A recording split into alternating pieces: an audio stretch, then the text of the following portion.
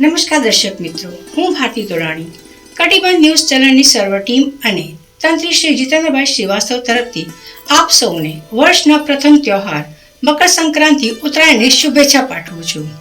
આપ સૌ જાણો છો, આપણો ભારત દેશમાં તહેવાર એક હોય છે પણ એની વિવિધતા અનેક હોય છે. એટલે એક તહેવારને દરેક રાજ્યમાં જુદી જુદી રીતે ઉજવવામાં આવે છે. એમની રીત જુદી હોય છે.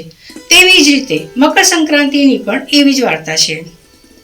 આંધ્રપ્રદેશ, કેરળ, કર્ણાટકમાં સંક્રાંતિ તરીકે ઉજવવામાં આવે છે અને પંજાબ, હરિયાણામાં સંક્રાંતિના એક દિવસ પહેલા લાવણી થાય છે, એટલે એને લોહરી તરીકે ઉજવવામાં આવે છે. અને આપણે આસામ રાજ્યમાં એને બિહુ તરીકે ઉજવવામાં આવે છે. એમ તહેવાર એક છે પણ એની વિવિધતા અનેક છે. મકર સંક્રાંતિ એ ખાલી એક તહેવાર નથી પતંગબાજીનો, આનો એક ધાર્મિક મહત્વ પણ છે. આ દિવસે આપણા ભીષ્મ પિતામહે દેહ ત્યાગ કર્યો હતો.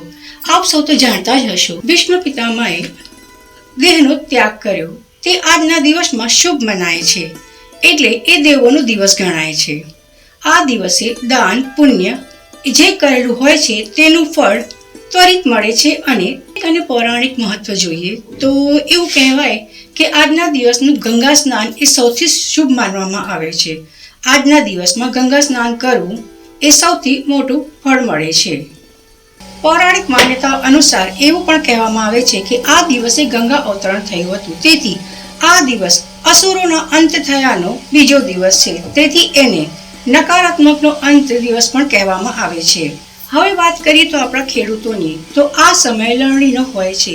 તેથી ખેડૂતો માટે પણ આ એક ઉત્સવ અને આનંદનો તહેવાર ગણવામાં આવે છે. આ દિવસે અન્ન વસ્ત્રનું પણ દાન કરવામાં આવે છે. તે સૌથી શુભ ગણવામાં આવે છે. અને પશુ પક્ષીઓને ખવડાવવાનો પણ રિવાજ છે. ભારતીય પુરાણો મુજબ એવું પણ કહેવામાં આવે છે કે આ દિવસે કરેલી દાન દક્ષિણા માનવીને 100 ગણું થઈને પરત મળે છે. તેથી મકર સંક્રાંતિના દિવસે વહેલી સવારે ઉઠીને સૂર્યનારાયણને જળ ચડાવવું જોઈએ અને એના પછી દાન ધર્મ કરવું જોઈએ. આ દિવસે કરેલું દાન ધર્મ સૌને ખૂબ જ ફળે છે અને સૂર્યનારાયણની કૃપા તેમના પર અસીમ રહે છે. એવી જ રીતે આજનો આ તહેવાર પણ આપણે સૌ સુરક્ષિત અને શાંતિથી ઉજવીએ, કોઈને નુકસાન ન થાય, પશુ પક્ષીઓને કે માનવીઓને.